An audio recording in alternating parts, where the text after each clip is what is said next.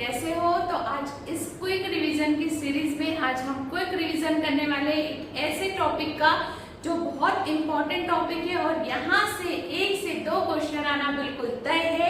तो वीडियो को लास्ट तक देखना, स्किप मत करना, क्योंकि यहाँ पर मैंने कुछ शॉर्ट नोट्स दिए हुए हैं जो आप लोगों के काम आएंगे। उसका स्क्रीनशॉट आप लोग ले सकते हैं। तो चलिए स्टार्ट करते हैं हमारा क्विक रिवीजन। क्विक रिवीजन में हम जो देख रहे हैं वो देख रहे हैं मेल रिप्रोडक्टिव ऑर्गन्स। अब जो मेल रिप्रोडक्टिव ऑर्गन है आपने पढ़ा हुआ है, लेकिन हम इसका सीक्वेंस भूल जाते हैं, इसलिए हम इसको देखने जा रहे हैं। तो जो मेल रिप्रोडक्टिव ऑर्गन है उसमें होता क्या क्या है, तो सबसे पहला होता है पेयर ऑफ टेस्टिस, इसके बाद में होती है एक्सेसरी डक्ट्स होती है, फिर होती है ग्लैंड्स और फिर होता है एक्सटर्नल जेनिटेलिया।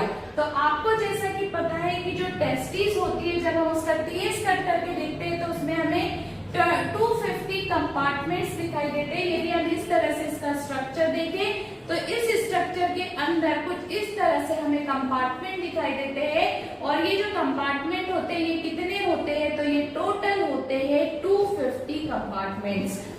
इन कंपार्टमेंट्स के बीच में 1 से लेकर 3 कॉइल्ड ऐसी इस तरह की जो सेल्स होती है उसको हम क्या कहते हैं, तो वो कहलाती है हमारी सेमिनिफेरस ट्यूब्यूल्स। तो इसको हम क्या कहते हैं, ये होती है सेमिनिफेरस ट्यूब्यूल्स।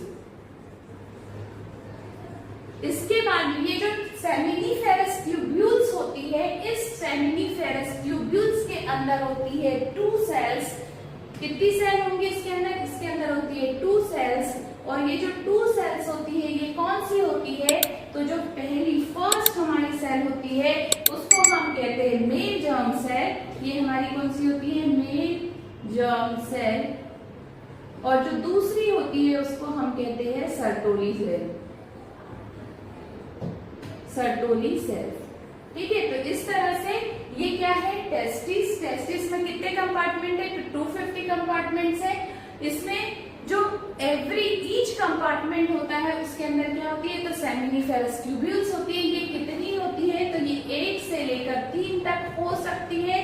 ये जो सेमिनिफेरस ट्यूब्यूल्स है किससे बनी होती है, तो 2 टाइप की सेल से बनी होती है। कौन सी 2 टाइप की सेल होती है, तो मेल जर्म सेल होती है और सर्टोली सेल होती है। अब हम देखेंगे ये जो मेल जर्म सेल है और सर्टोली जो सेल है उसका फंक्शन। तो सबसे पहली सेल जो मैंने आपको बताई वो मैंने आपको बताई जर्म सेल।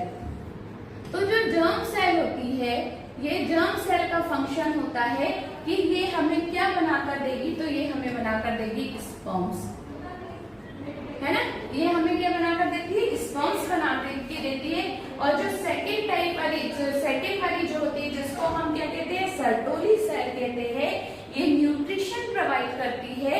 किसको, तो जर्म सेल को न्यूट्रिशन प्रोवाइड करती है। ठीक है, तो हमने देखा कि ईच टेस्टिस हैज 250 कंपार्टमेंट्स, है ना, टेस्टिकुलर लोब्यूल्स कहते हैं। ईच कंपार्टमेंट है 3 यानी 1 to 3 highly coiled seminiferous tubules जो क्या कर रही है, अंडरलाइन करो, हाईलाइट करो, स्पर्म्स आर प्रोड्यूस। तो सेमिनिफेरस ट्यूब्यूल्स जो होती है वहां पर किसका फॉर्मेशन होता है, तो स्पर्म का फॉर्मेशन होता है। और ईच सेमिनिफेरस ट्यूब्यूल्स के पास में कितने टाइप्स की सेल होती है, तो 2 सेल होती है। फर्स्ट वाली जो है वो मेल जर्म सेल कहलाती है, जो स्पर्मेटोगोनिया, इसको हम स्पर्मेटोगोनिया भी कहते हैं। और जो मेल जर्म सेल होती है ये माइटोटिक डिवीजन से हमें क्या बनाकर देती है, तो स्पर्म का फॉर्मेशन करके देती है। जो सर्टोली सेल होती है इसका क्या फंक्शन होता है, तो ये न्यूट्रिशन प्रोवाइड करती है। किसको करती है, तो जर्म सेल को करती है। इसके बाद में जब हम नीचे की तरफ जाते हैं तो region outside the seminiferous tubules. आपको पता है कि जो सेमिनिफेरस ट्यूब्यूल्स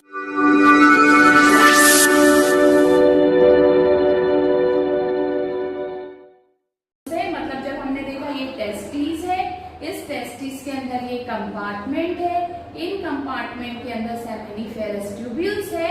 तो सेमिनिफेरस ट्यूब्यूल्स को छोड़कर जो वहां पर रीजन होता है उसी को हम क्या कहते हैं, इंटरस्टिशियल स्पेस कहते हैं। और इसके अंदर जो सेल होती है वो होती है लीडिंग सेल। और इस लीडिंग सेल का फंक्शन होता है सिंथेसिस या सीक्रेट करना हार्मोन्स का। और कौन सा हार्मोन, तो एंड्रोजन का ये सीक्रेशन करता है जो हमारे जो स्पर्म फॉर्मेशन है उसमें हेल्प करता है। ठीक है, अब इसके बाद में हम देखते हैं कि कौन कौन सी डक्ट होती है, बहुत इंपॉर्टेंट डक्ट्स है। सबसे पहले इंपॉर्टेंट डक्ट्स में हम देखेंगे रेटिटेस्टिस। कौन सी आ गई? रेटिटेस्टिस। रेटिटेस्टिस के बाद में क्या आता है? वासा इफ्रेंशिया। वासा इफ्रेंशिया के बाद में आता है एपिडाइडमिस, और एपिडाइडमिस के बाद में आता है वास डिफरेंशिया। इसको पहले याद कर लो, फिर मैं बता रही हूँ सीक्वेंस कि जो स्पर्म मूव करता है वो किस सीक्वेंस में मूव करता है। तो जब हम ऊपर की तरफ चलेंगे यहाँ पर, तो मैंने एक सीक्वेंस बना के रखा है, और इसके पहले मैंने जब पढ़ाया था तो मैंने आपको बताया था स्पर्म का फॉर्मेशन कहाँ होता है। तो जो स्पर्म है उसका जो फॉर्मेशन होता है वो कहाँ पर होता है? सेमिनिफेरस ट्यूब्यूल्स में होता है। सेमिनिफेरस ट्यूब्यूल्स में भी कौन बना के देते हैं? तो जर्म सेल्स बना के देते हैं। ये जर्म सेल कहाँ पर स्पर्म बनाकर देंगे? तो रेटिटेस्टिस में। रेटिटेस्टिस से ये कहाँ जाएंगे? तो वास इफ्रेंशिया में। वास इफ्रेंशिया से ये कहाँ जाएंगे? तो एपिडाइडमिस में। एपिडाइडमिस से कहाँ जाएंगे? तो वास डिफरेंशिया में। वास डिफरेंशिया से जाएंगे यूरिनरी ब्लैडर। यूरिनरी ब्लैडर से सेमिनल वेसिकल, उसके बाद में यूरेथ्रा, और फिर एजिकुलेटरी डक्ट में जाएंगे, और इसके बाद में यूरेथ्रा, यूरिनरी ब्लैडर और पेनिस से ये आउट बाहर की तरफ निकल जाएंगे। तो ये पूरा सीक्वेंस है जिसको आपको बहुत ध्यान से पढ़ना है, सीक्वेंस अरेंज करने के लिए आता है। इसके बाद में हम देखते हैं मेल एक्सटर्नल जेनेटिलिया। तो मेल जो एक्सटर्नल जेनेटिलिया होता है उसमें होता है पेनिस। जो पेनिस होता है वो स्पेशल टिश्यू से बना होता है। ये किस चीज में हेल्प करता है? तो इरेक्शन में हेल्प करता है, और इसी से इंसेमिनेशन होता है। मतलब जो वेजाइना के अंदर सीमेन का जो सीमेन रिलीज होता है वो कहलाता है इंसेमिनेशन, और इसमें हेल्प कौन करता है? तो पेनिस। ये जो पेनिस होता है इसका जो एंड पार्ट होता है वो कहलाता है ग्लैंड पेनिस, और ये पूरा जो पेनिस है वो जिससे कवर रहता है उसको कहते हैं फोरेस्किन। तो ये हमारे क्या हो गए? तो ये हमारा एक्सटर्नल जेनिटेलिया हो गया। इसके बाद में हमारे पास में बची हुई है क्या? तो एक्सेसरी ग्लैंड्स, और एक्सेसरी ग्लैंड्स में जो मेल एक्सेसरी ग्लैंड्स है उसमें आती है पेयर। वन पेयर क्या होती है? सेमिनल वेसिकल होती है, उसके बाद में होती है प्रोस्टेट ग्लैंड, फिर उसके बाद में होती है बल्बो यूरेथ्रल ग्लैंड। तो इसी सीक्वेंस से याद रखना, सबसे पहले सेमिनल वेसिकल, फिर है प्रोस्टेट ग्लैंड, और फिर है बल्बो यूरेथ्रल ग्लैंड। तो इसी सीक्वेंस में क्वेश्चन पूछे जाते हैं। तो ये हमने पूरा जो मेल रिप्रोडक्टिव ऑर्गन था उसका शॉर्ट में रिवीजन किया। तो इसको जरूर देखिए, पूरा वीडियो देखिए, और इसमें से जो मेन चीज है जैसे कि स्पर्म का ट्रांसफर का जो सीक्वेंस है इसको, प्लस जो डक्ट्स है उसका क्या सीक्वेंस होता है, इसको ध्यान से देखना। क्वेश्चन को सही करके आना है, क्योंकि यहाँ से एक क्वेश्चन आना तय है। जब पेपर आएगा तो पेपर के बाद में हम देखेंगे कि क्या यहाँ से एक क्वेश्चन आया था।